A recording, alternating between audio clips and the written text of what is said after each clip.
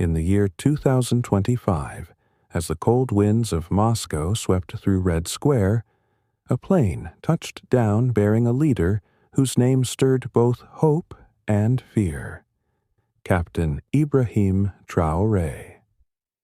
But unknown to the world, this visit was more than a celebration.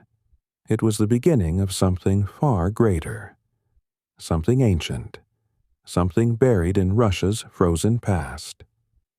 Captain Ibrahim Traoré stepped out of the Russian military jet, his boots sinking slightly into the thin layer of snow. Cameras flashed. Soldiers stood at attention. But deep inside, Traoré wasn't at ease. He wasn't just in Moscow for the 80th anniversary of the end of World War II. No, he had come for a secret passed down through generations, a mystery tied to an African artifact stolen during the war and hidden deep beneath Russian soil. His grandfather, a soldier in the colonial army, once fought beside Russians in World War II. Before he died, he whispered a final tale. In Russia lies the Eye of Naba. It glows, it speaks, it binds nations. For years, Traoré thought it was just a myth, until he found a coded journal hidden in an old French military chest in Ouagadougou. The last line read, May 9th, Red Square. The Eye will awaken. That night, after speeches and smiles, Traoré excused himself from the presidential banquet. With a small team of trusted guards and one Russian historian named Katerina, he went underground. Literally. They descended into Moscow's forgotten tunnels beneath the Kremlin. Guided by the journal and old Soviet maps, they pushed past rusted doors, crumbled bricks, and walls with strange symbols that matched carvings found in Burkina Faso's ancient ruins. Katerina gasped. This isn't Russian. It's older.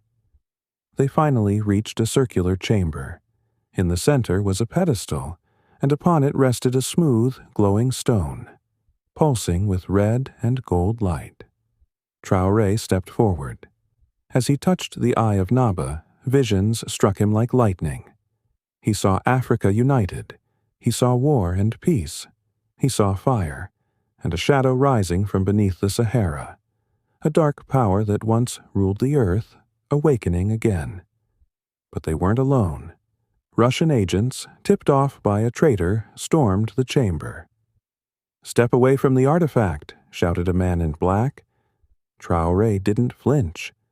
The Eye was alive now, and it recognized him as heir. The chamber began to shake. Walls cracked. The Eye lifted into the air, floating between the two groups. Then something incredible happened. The Eye split into two halves, one golden, one dark. The golden half flew into Traoré's chest. The dark half shot into the Russian agent. Screams. Power surged. Light and shadow clashed. The chamber collapsed. Traoré awoke on the surface, buried in rubble but alive. Katerina was beside him, bruised but breathing. The rest of the team was missing. He looked at his hands, glowing faintly. He was changed. The Eye had given him a vision, a coming war, a rebirth of ancient powers. Africa would be at the center, and he had been chosen not just as a leader, but as a guardian. As he boarded the Russian aircraft back to Burkina Faso, Moscow still buzzing with questions about the explosion, Traoré sat quietly. The world thought he came for a celebration. But he knew the truth. This was not the end. It was the beginning. The Eye had returned, and so had the prophecy.